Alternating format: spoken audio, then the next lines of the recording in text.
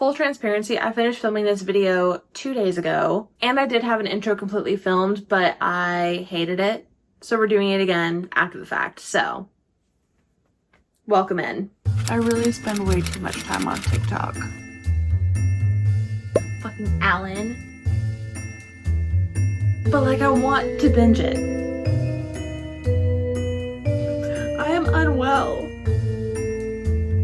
I give her less than 2 hours if an apocalypse happens. Today we're going to be doing this swapping screen time for reading situation. I've done this before where I did the number of pickups or the number of pages that I read each day. But to be completely honest, the amount of phone pickups were very underwhelming and it wouldn't really be a challenge. It was like 60 to 80 and I'm like, that's not fun. That's not challenging. So I decided that I was going to make things up a little bit and do my screen time, but specifically just for TikTok. And the main reason that I wanted to do that is because TikTok has been probably one of the leading factors in why I've been straying away from picking up books lately. And it's definitely fueled my book slump a little bit. So I wanted to try and challenge myself to just completely swap them out. And when I was first thinking about this, I was like, oh, I'm probably only on TikTok for like a couple of hours each day. Like, it's fine.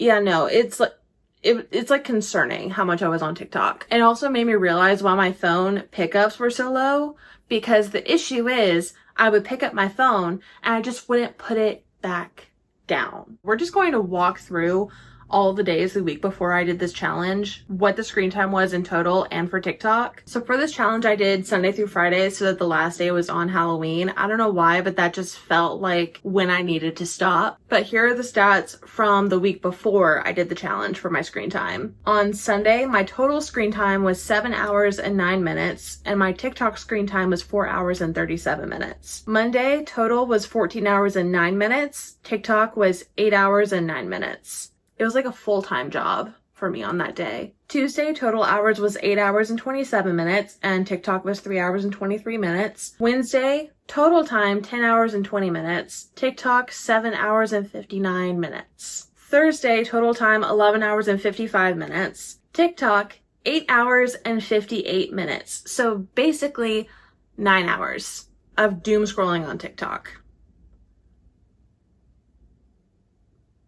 I had a problem. And then Friday, total time was 7 hours and 49 minutes. TikTok time was 2 hours and 29 minutes. So that's a lot of time that I could have been using towards my Goodreads reading goal, which I am so far behind on. But instead, I decided to doom scroll and just waste all my time. So that's why this video is here. That's why we're doing it. And I accidentally went with a second theme in this video, and it basically turned into me wanting to cram in all of the fall reads that I wanted to read this year and try and get them read before the end of Halloween. So this video is swapping phone screen time for reading, fall edition. So I hope you enjoy the video, and I am literally about to film the outro right now.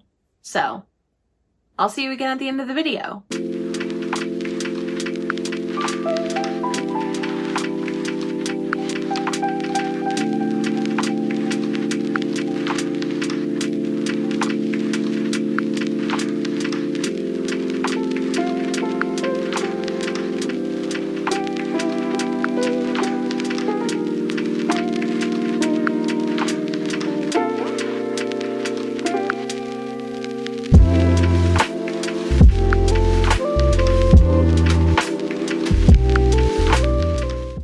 Starting to feel emotional just because obviously I know what's about to happen, and the conversations with people as he's starting to leave. And his mom is so cute. Oh my god.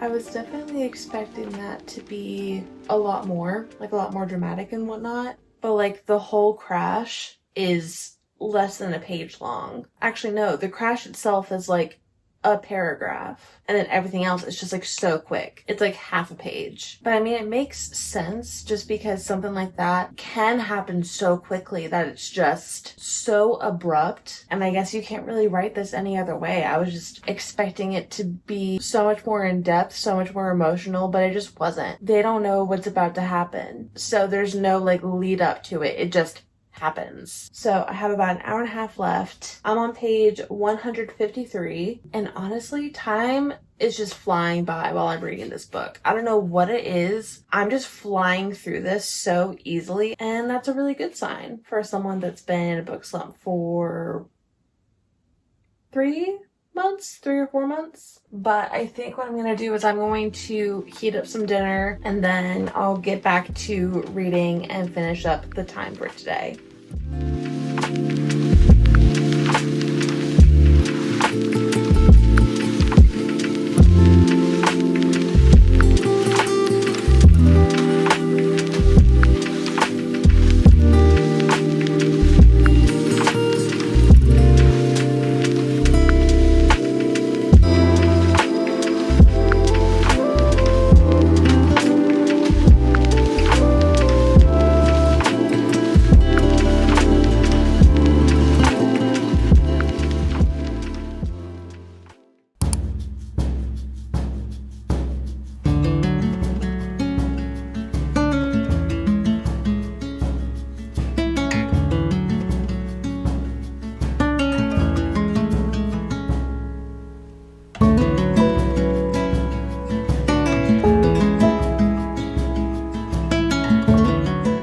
I'm trying to think about what I can say that would be an update for this.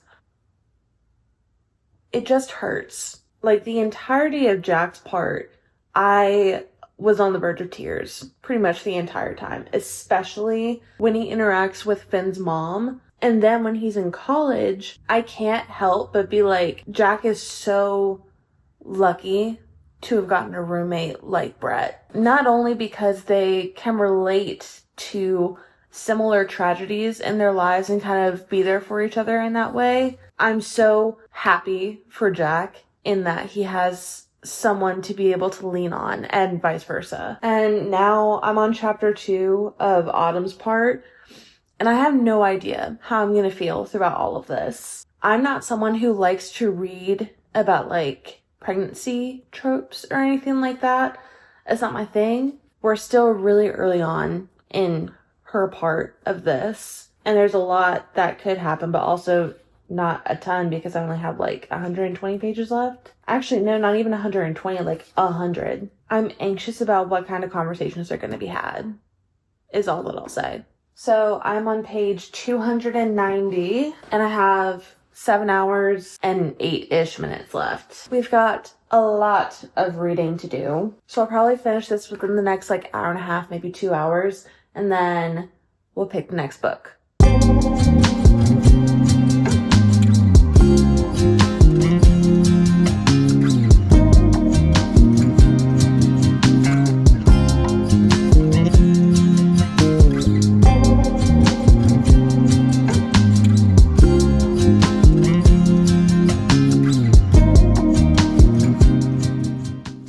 Book 1 done. So I just finished If Only I Had Told Her, and I have some thoughts.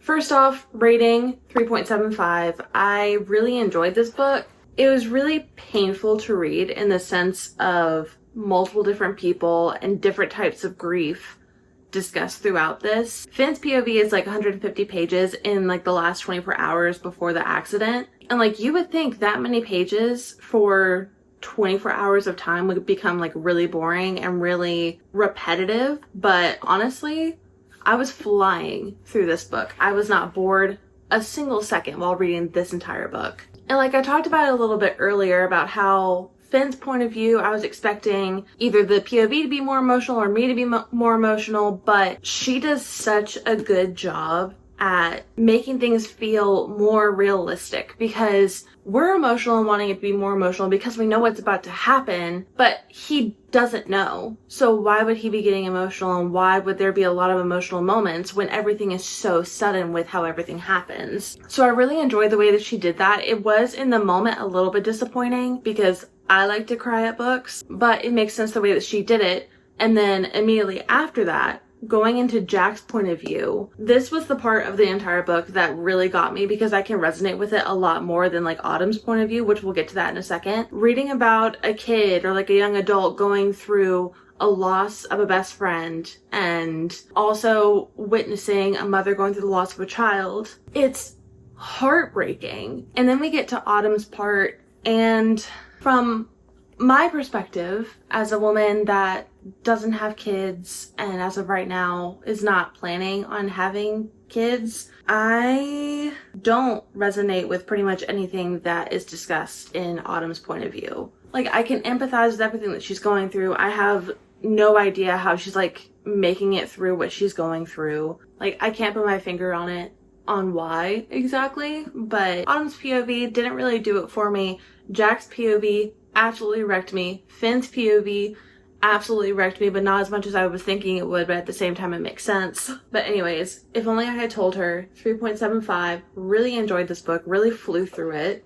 So great way to start off this video. And I already know which book I want to pick up and read next because it's going to be a really quick one. One, because it's short, and two, because I've already started it. I stopped on chapter 2, page 17, so that's where I'm going to start. I have a work call in like an hour and a half, so I'm going to see how much reading I can get done before then. And I will hopefully, in the time left over, I think I have like 5 hours and 9 minutes left, something like that. So I'm hoping in that amount of time I'll be able to read the rest of this book. But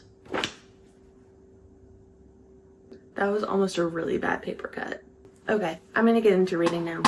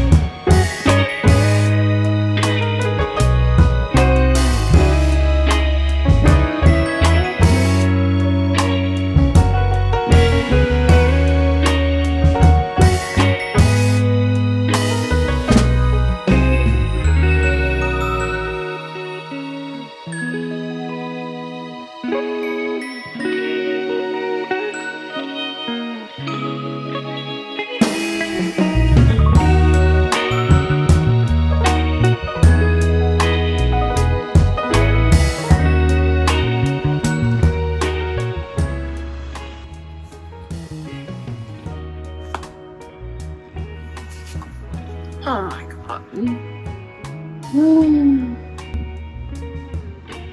I really spend way too much time on TikTok.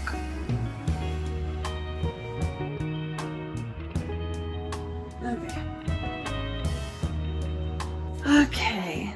I definitely took advantage of audiobooks for this one just because the work call that I mentioned earlier turned into like a full work sesh, and it was like 3 or 4 hours.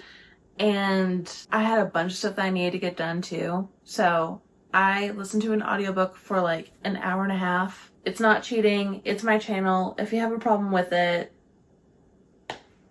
keep it to yourself. Also, I'm like in such a mood right now. I really underestimated the amount of reading time that I would have today, or like how much I would struggle with the amount of reading that I had to do today. That makes more sense, I think. And so my thought process behind picking this book, like I didn't explain it at all earlier. This is actually a reread for me. I read this when I first started getting into reading. Oh God, at least 2 years ago, if not 3 years. And at the time, I thought this was like a masterpiece. Like this was 4.5 stars in my head 3 years ago. And so I thought, hey, let's reread it. Let's see how our taste has changed. Like if anything, it has changed a lot. Like, what was I on when I rated this 4.5 stars? Like, okay, hold on. Let me reel it in a little bit. I didn't give a rip. The plot was just like so scattered and chaotic. It was really funny. I love Gwen. That has stayed the same. I loved Gwen then. I love her now. But pretty much everyone else didn't vibe with them. So I think my new rating for the XX, I think my original one was like 4.5. With my, what's the word? It's not a matured palette. That's not the words. There's a specific word that I am thinking of, and my brain is not braining. That's it. Sophisticated. Truly the last word that I would ever use to describe myself as sophisticated. But with my more sophisticated... I'm so tired. But with my more sophisticated palette, my new rating for the XX, it has to be like a 2 or a 2.5 stars for me. It was really funny, and there were some really great one-liners for me, especially when it referenced Harry Potter. So if you want to read it, if that sounds like your vibe, small town, Halloween, funny, chaos, not really much of a plot, go at it. It just fell on the ground. So what I think I'm going to do for the last 50 minutes of reading that I have for today is I'm going to get ready for bed, and I'm just going to pick up a book that's on my Kindle or on my phone and just finish off the reading a book that I've already started, because I cannot even think about starting a new book right now. So that's the plan, and we're going to be good with it. And I'll see you tomorrow.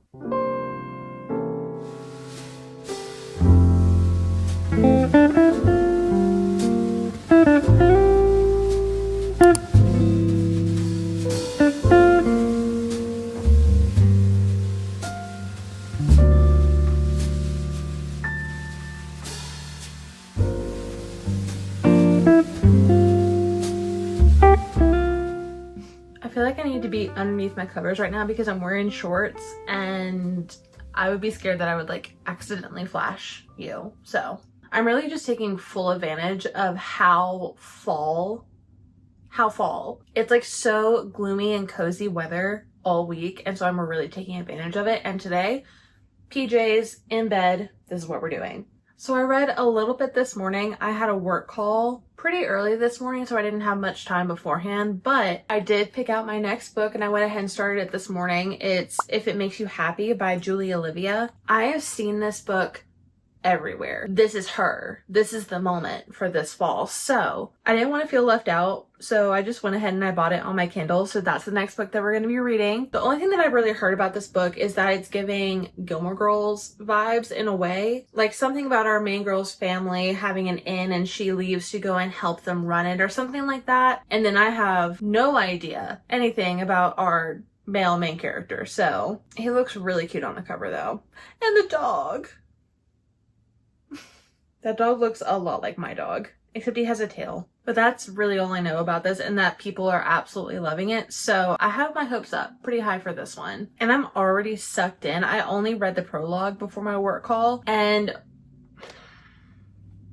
this dude, fucking Alan. So we're starting this off at Michelle, our main character, at her mom's funeral. During this time, she and now her ex-husband are trying to figure out when to tell her family that they are officially divorced. He's really pushing the issue. She's like, this isn't the right time at my mother's wake to tell everyone that we're divorced. But Alan over here is like, I have a flight to make. So he's really pushing the issue. She's really going through a lot, and she goes in to check on her dad. And while she's doing that, her other family come in, and then Alan decides that is the opportune moment to tell everyone we're getting divorced Peace out. He's like, so sorry for your loss, but I have a flight to catch. I hate him. Also, if I have like extra attitude today, it's because I had Milani this morning and that just ramps things up for me. So if it's more entertaining, you're welcome. If it's not, well, don't know what to tell you. But this dude is just saying the most out of pocket, below the belt stuff. And my jaw was like on the floor. One, how can another human say stuff like that to another human? Two, how can he say these things to someone that he loves or supposedly has loved for the past several years? It's stupid. I hate him. Moving on. And like, I think I know who our male main character is supposed to be.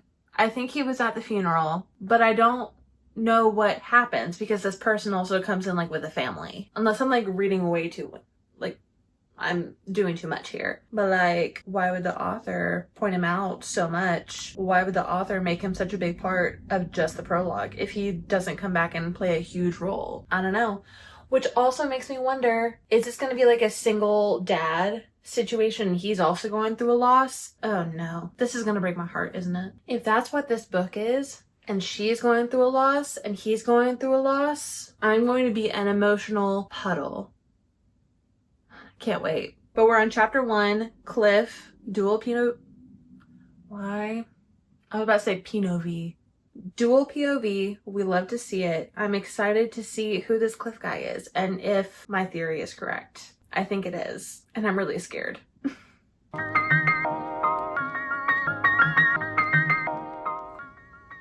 His name is Clifford, like the big red dog, Clifford. Pausing the time, this is important.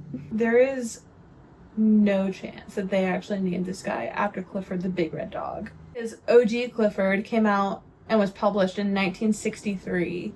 I'm sorry, sir, you were named after Clifford the Big Red Dog, and that's unfortunate.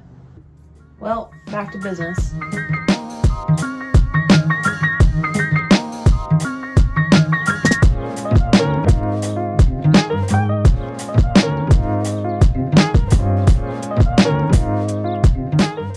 So Cliff has 2 daughters, one of them is a teenager, and they're having a little bit of a tiff, a little bit of a disagreement. And he goes, I'll send you to your room. And she goes, we're not even home. And he goes, I'll launch you there. She goes, in a cannon? He goes, in a cannon. Honestly, that's my kind of parenting style. If I were to ever have kids, literally earlier in this video, I was like, I'm never going to have kids. But if I did, that would be my parenting style. It's like, I will literally get a cannon out of my back pocket and I will launch you across town into your room. Oh, I love him already. No matter if he's named after a dog or not.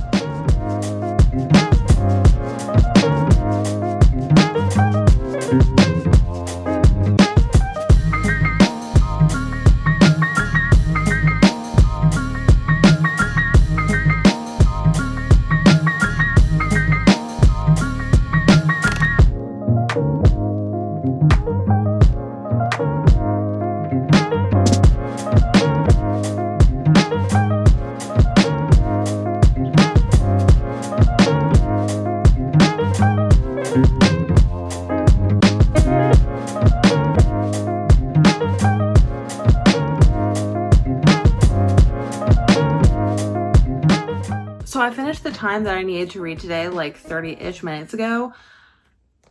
I do not want to put this book down. This is one of those books that I just want to binge, but at the same time, I want to savor it and just really enjoy it, like take my time with it. But like, I want to binge it. I'm getting so attached to every single character that we're getting introduced to. And I found myself on the verge of tears numerous times already. And I'm on chapter 12, 31% of the way through, page 146 out of like 500 pages. If I'm already getting emotional, I'm scared. I love Cliff and Michelle's dynamic. She's kind of the standoffish, not wanting help from anyone, like I can do it all myself kind of person. He's very much like, I'm ready to help. I'm a golden retriever kind of person, but he's not as golden retriever-y, but like, you know what I'm saying? They just complement each other so well.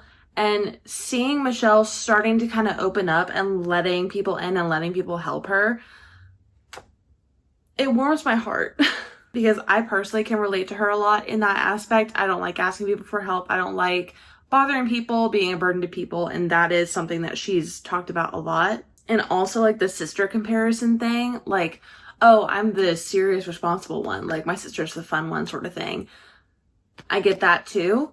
So I feel like I'm going to be so insanely connected to Michelle. And it's also another thing. My middle name is Michelle. And I absolutely love Cliff's relationship with his daughters. He is just so cute. He's such a good dad to them. And he's very much like a snarky, funny kind of single parent. But just the way that he handles different situations with his daughters is just so precious. And I just absolutely love reading about it. I don't think I'm going to be okay at the end of this book. I just have a sneaking suspicion that this is actually going to make me sob, considering I've already almost cried like 5 times. It's concerning, but I'm going to try and have some restraint and self-control and not read the rest of this book tonight because I'm enjoying it so much that I do want to binge it. But like I said, I want to try and savor it as much as I can. And I have the next 2 days are insanely long reading days. So like, I'm more than likely going to finish this book at least tomorrow, if not the next day. It'll still be a really quick turnaround read. So maybe to hold me over, I might continue with the favorites because that one's also really hitting right now too. Okay, but I'll figure that out later because I just checked the clock and Dancing with the Stars comes on in 9 minutes. So I need to get wine, I need to get snacks, and I need to get ready to watch and root on my favorite couple, which is Jordan and Ezra, by the way, in case you were wondering. But yeah, loving this so far.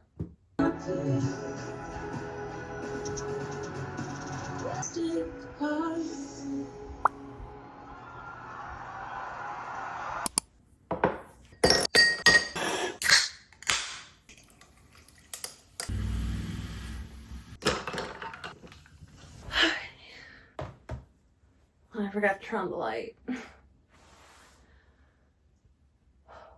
I'm already over it. Alright, today is going to be a long one, y'all. This is the first time I'm talking today. And words aren't wording. Hold on. Wow. So today's reading time is 7 hours and 59 minutes, basically 8 hours. And one, I'm already starting later than I was hoping to. It's 8:46 a.m. and I have a work call in 4 hours, which those usually turn out to be a lot longer than I expect them to be. So it's going to be for sure a long day and possibly a late night depending on how things are going. So I've already dillied and dallied enough this morning. So I just need to get into reading. Okay.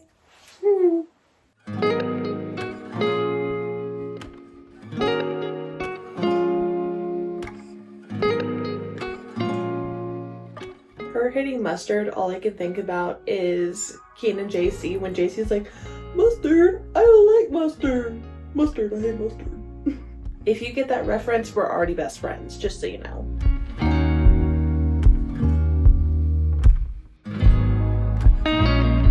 In between all of the little funny, quirky bits that this author is so great at writing, she has these like beautiful descriptions of things and of people. It's just like, the talent. I don't understand how people can be this talented. What's her name? Julie Olivia, right? Yeah, Julie, you're making me laugh and you're making me want to absolutely sob at the same time. And I don't know how I feel about it.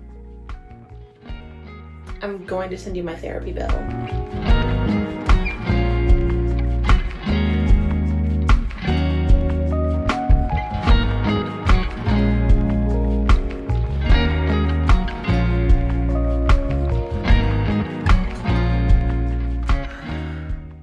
Oh my god. Like, I feel giddy right now. All of chapter 14, literally perfection. I need a Clifford Burke here in my life, physically, spiritually, emotionally, all of the things. This man is literally the perfect balance of silly, goofy, but also knowing when to like turn it off and be supportive and more serious. Like, for instance, they're in the inn right now. She's working on helping his youngest daughter make a costume, and she gets a birthday card in the mail from her ex.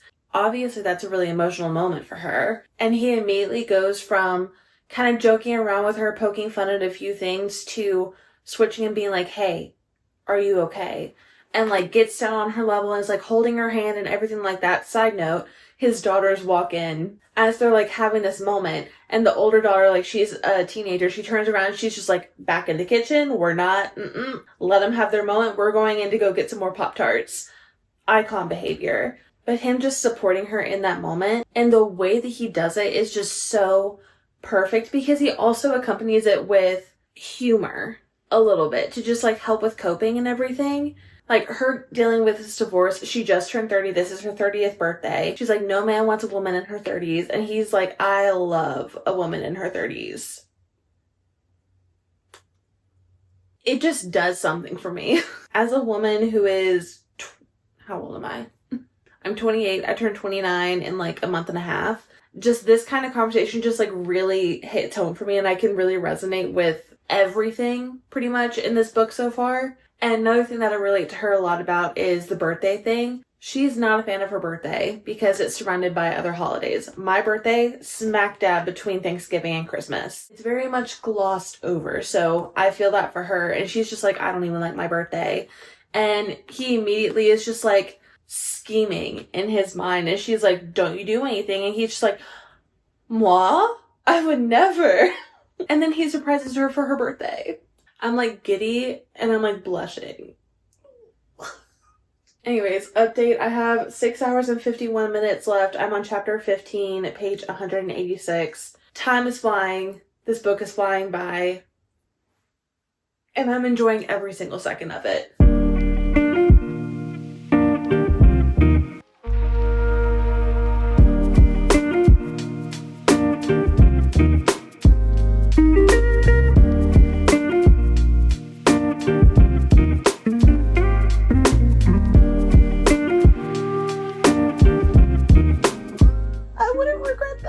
Shut up.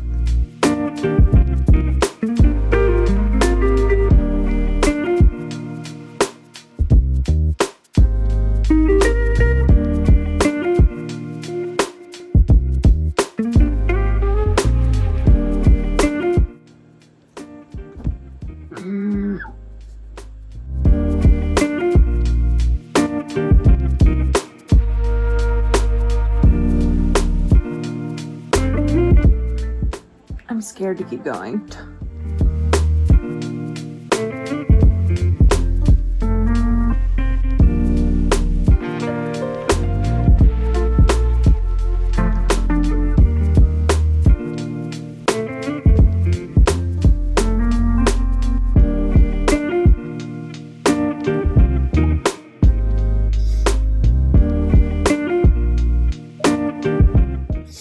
Well, that was sudden.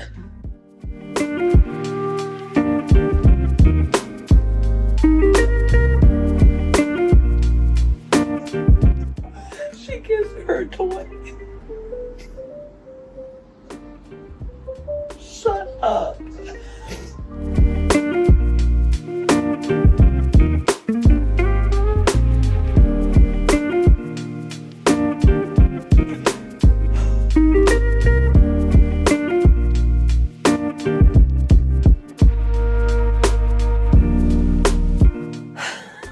Shut up. Funny guy.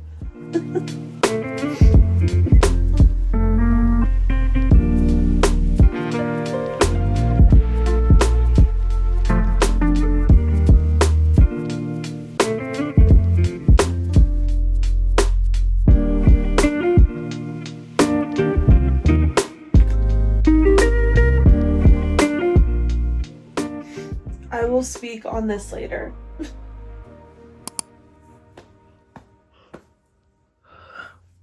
I have dog hair all over my legs. Do you see? I can't escape it. Okay, let's chat. Are you not going to show the cover? Well, I'm just gonna pop something up. If it makes you happy, 5 stars.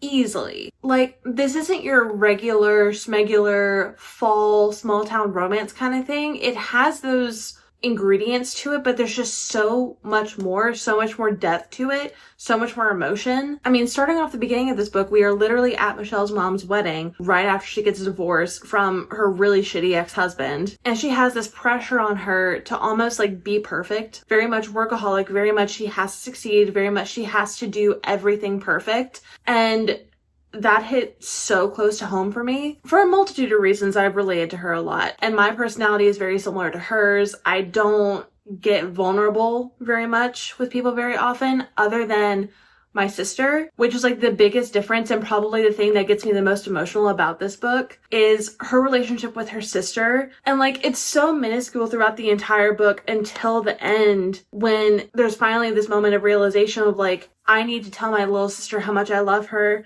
and how amazing she is and how she's my favorite person in the entire world. And then I'm just like absolutely annihilated by the mom's letters to the girls, and I can't. Michelle is like, I don't care what happens to me. I need to make sure that you're okay, that you get your dreams and that you get all your stuff done.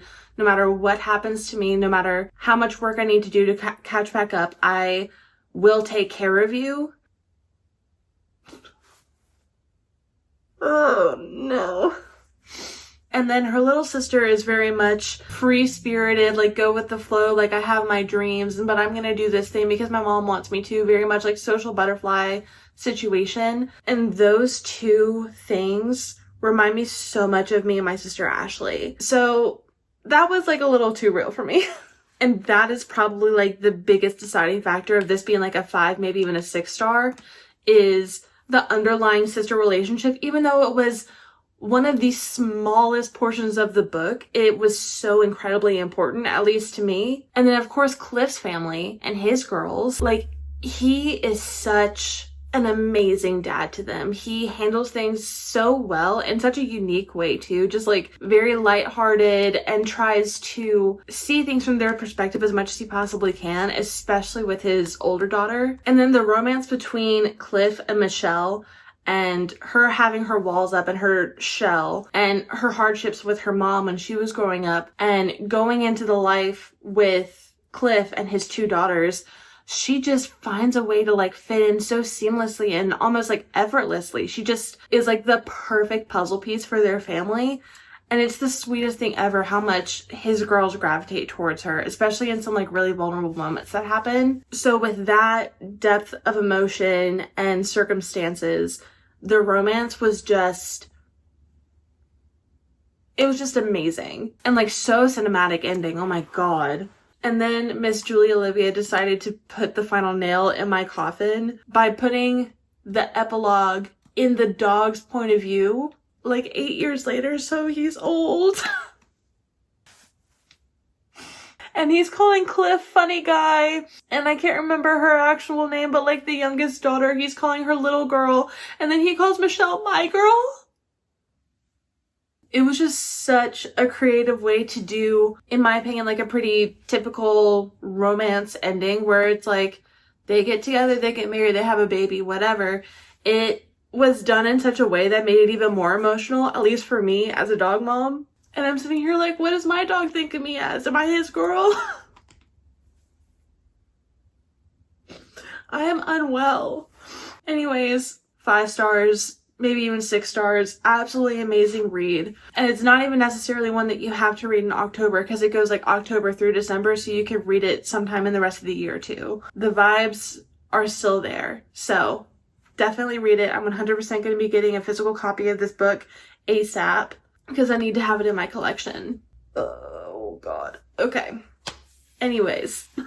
So I started the Pumpkin Spice Cafe this morning, mostly listening to audiobook because I had some work to do. I have 6 hours, 22 minutes, and 41 seconds left in my timer. The total for today is like 8 hours and 58 minutes. So it's the longest one of this video. And so far, straight up Gilmore Girls vibes. I mean, I kind of knew that going in. That's what I heard about this one. And I said similar things about If It Makes You Happy, but the Gilmore Girls Stars Hollow vibes is mostly just with the town itself and that she's working in an inn. But this, borderline copy paste of Gilmore Girls. Or like we're getting very close to it. So we have Jeannie, she's taking over her aunt's cafe. She's immediately introduced to all of these like big personality, small town people, which in my mind, I'm literally just picturing all the Gilmore Girls cast. I'm like, oh, that's Kirk. Oh, that's Suki. Oh, that's Taylor. And it's like really cute and fun so far. And when she's in the shop, Logan shows up and she almost takes his head off with a bat because she's scared that he's trying to break in and kill her. And Logan is literally just like Luke Danes, but as a farmer. His entire story so far, with him having a previous serious relationship, he proposes to this person and the entire town is just like, she wasn't cut out for this small town life. She just wanted to be a city girl. She was a free spirit. And I'm just like, that's literally Luke's story in Gilmore Girls. But like, I'm still enjoying it. Like, it's still really cutesy. It's definitely one of those reads that's like mindless. I don't have to think about it. I can just listen to it or read it and just like have a good old fun time. I will say that there have been a couple of cringy parts where I'm just like, But like overall, it's cute, it's fun, but nothing too terribly special. So I'm probably going to get through this one pretty quick. I've only been reading for like 2.5 hours and I'm on page 171 out of like 350. So I'm definitely going to finish this within the next couple of hours or so. And then last night, as I was getting in bed, getting ready to go to sleep, I started Hot for Slayer by Ali Hazelwood. It's like those Amazon original series that they do for different holidays. Just like little novellas. It's like a collection of 5 or 6 or something like that. So just some really quick and easy reads. I'm only on chapter 2, so I don't know anything about this so far. All I know is that I will not even try to attempt to say the names of these characters. It's Laszlo. That one's not too bad. His last name is Enyedi. What? And Aethelfrith. Aethelfrith? I'm not speaking with a lisp. All I can imagine is if someone has that name and on those standardized tests where you have to like in each individual box like write out your name, I'm like, this girl will run out of boxes. Oh, one thing that I do know, she's a vampire and he's a vampire slayer. That's all I know. But so far, it's kind of funny, kind of quippy, just like Ali Hazelwood typically does. So I think that'll be a lot of fun, kind of a palette cleanser kind of thing. I might try and tick some of these off in this video. I don't know. But definitely going to finish Pumpkin Spice Cafe. I have another book that I'm hoping that I can start today, just like another physical book. Oh, and today is Halloween Eve, so I'm sporting my Halloween Town University sweatshirt. I believe that this has numerous stains on it, which is unfortunate. But it's comfy and it's festive, so we're gonna look past all the stains. Oh, and my work call that was supposed to be yesterday actually got moved to today, so that's gonna be fun to navigate. Because yesterday I had 1 hour less of reading that I would have to do than I do today. So I might be on the struggle bus. We'll definitely be utilizing audiobooks again. But since time is of the essence, I'm gonna get back to reading.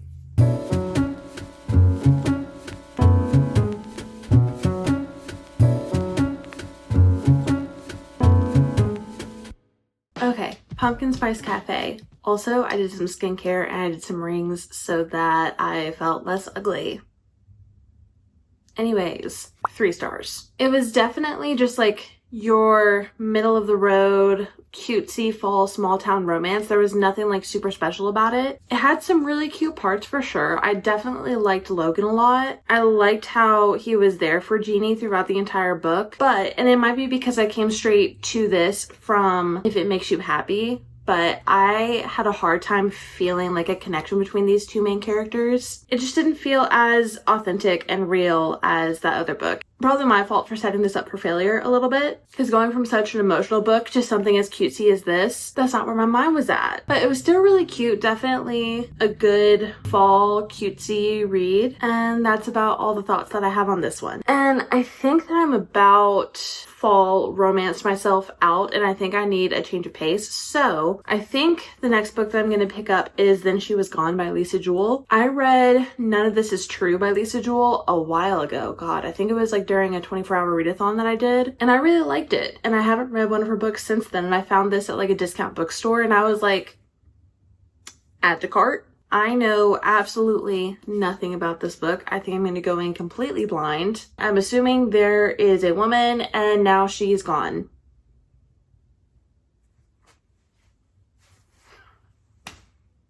Case closed.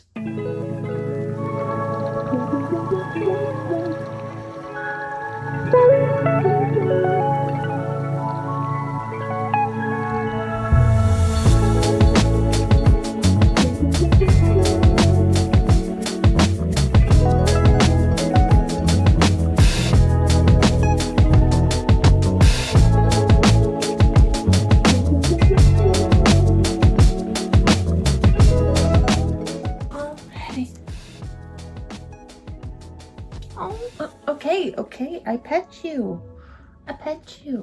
What does that remind me of? Oh, it's the help me help you. Help me help you. Help me help you. Stupid. Okay, hi, good morning. Happy Halloween. At least at the time that I'm filming this. And today is the last day that I'm doing this challenge. And today I have 2 hours and 29 minutes. Last night I got to page 209. How do I even explain how I'm feeling about this right now? Uneasy, uncomfy, creeped out. Yeah. The main person that we're following here is Laurel, and I think it's 10 years ago from the current day in this book, her daughter disappears, and her daughter's name is Ellie. And, you know, they're dealing with police, and everyone's just saying that she runs away, but Laurel just has this feeling like, no, she didn't just run away. Mother gut instinct is telling me differently. 10 years later, now they kind of receive confirmation of what seems to be that Ellie didn't survive. During the time right after Ellie disappeared, her family just kind of deteriorated, and she blames herself a lot for it. Now that there's kind of closure and being like, well, there's confirmation that Ellie is not coming home and all of these things happen, so I want to try and rekindle and get our family back together. And there are some sweet moments between specifically her and her ex-husband and his new girlfriend, and she's trying to get things resolved with her 2 other kids. But during this time in her life where she kind of has a clean slate, she meets this guy named Floyd. Immediately I was like, no. I was like, there's something off about him, off about his kids, off about just everything. And there's just a lot of weird stuff, a lot of weird connections that are happening, and we are in the midst of putting puzzle pieces together slowly but surely. I have like right around 150 pages left in this book. Things about to get crazy. And I'm real nervous. I'm having a great time reading this. If you can tell by me literally just flying through 200 pages yesterday.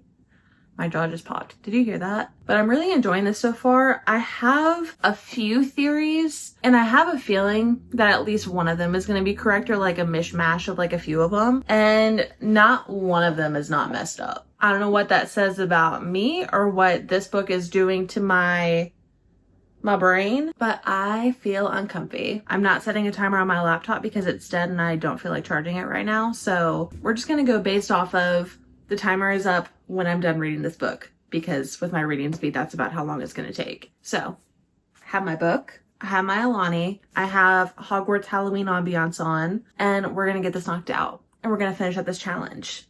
Happy Halloween, spooky. Okay, let's go. Boy, can I lay down first? I will. Move over just a little bit.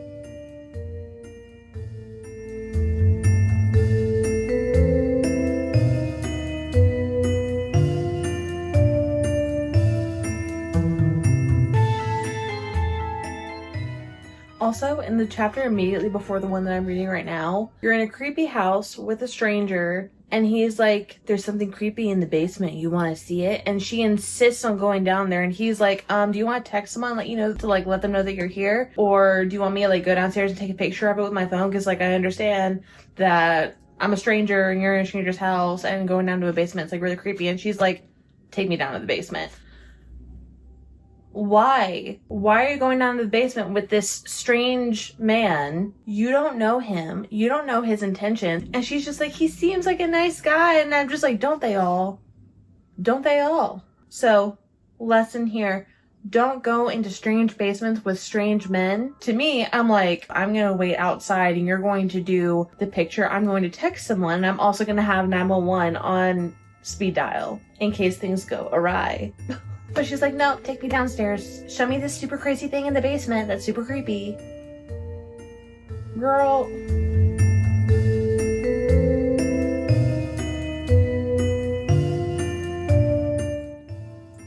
He sends me smiley face emojis, therefore he can't be dangerous. I give her less than 2 hours if an apocalypse happens.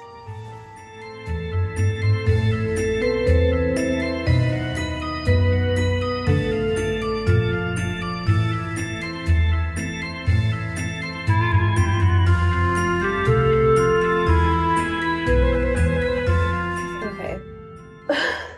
I'm feeling so uneasy right now.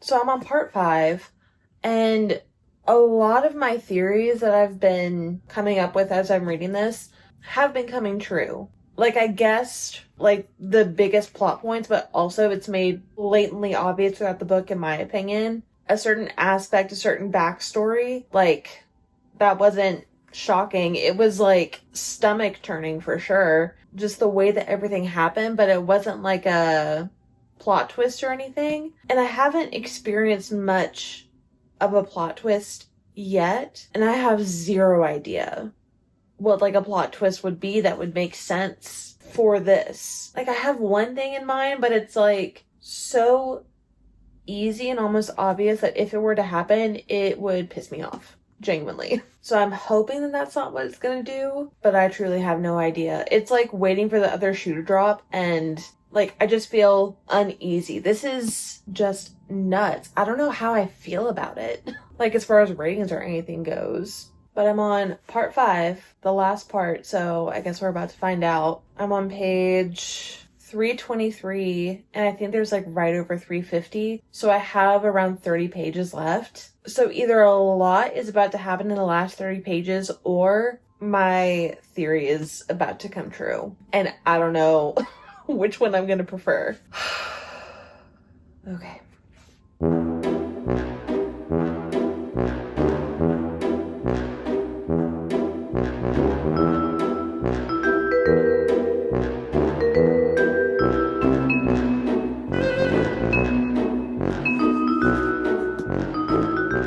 So, first things first, to me, this is not a thriller. Not really. It's a psychologically thrilling story, but it's not a thriller. There was nothing shocking in here. There wasn't like huge plot twists or anything like that. It felt like I could see everything from a mile away, but that didn't mean that it was any less unsettling or less disturbing. The best way that I can think about it or compare it to is like those Lifetime movies that are like psychological thriller movies. The one that I'm specifically thinking of, because I used to watch it all the time, don't judge me, was A Daughter's Nightmare. I think that's what it's called. That's the sort of plot line that this reminds me of. This is like a 2.5 to 3 stars. So I might just do the average and be like 2.75. She writes well, but as far as the story goes, it was very predictable for me.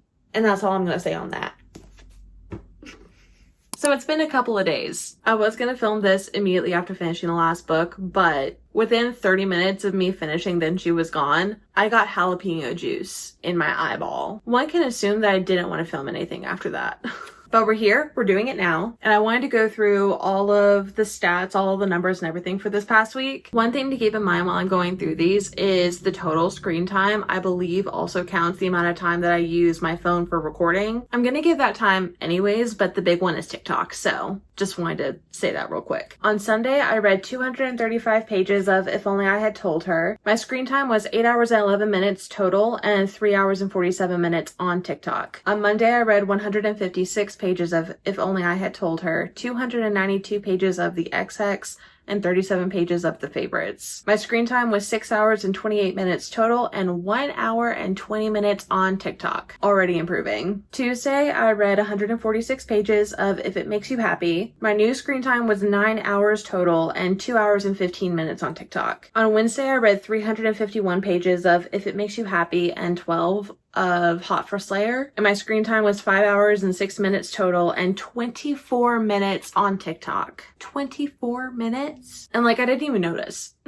Thursday, I read 355 pages of Pumpkin Spice Cafe and 208 pages of Then She Was Gone. Screen time was 10 hours and 39 minutes total and 2 hours and 45 minutes on TikTok. Friday, I read 148 pages of Then She Was Gone. My new screen time was 4 hours and 13 minutes total and 57 minutes on TikTok. And then I have all the totals for the before screen time, the during screen time, pages and everything like that. My original total screen time hours were 59 hours and 49 minutes. Original TikTok hours were 35 hours and 35 minutes. And during the challenge, my total screen time went down to 43 hours and 37 minutes, keeping in mind that I record everything on my phone, and TikTok hours went down to 11 hours and 28 minutes. That's crazy bonkers. And as far as the book stats go, I read 1,940 pages and I finished 5 books.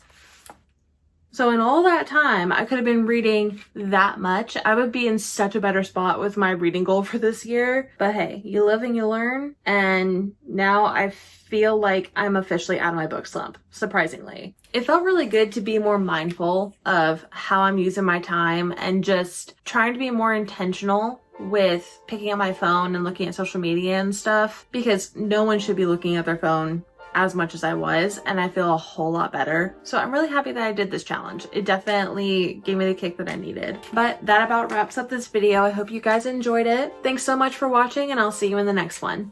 Bye.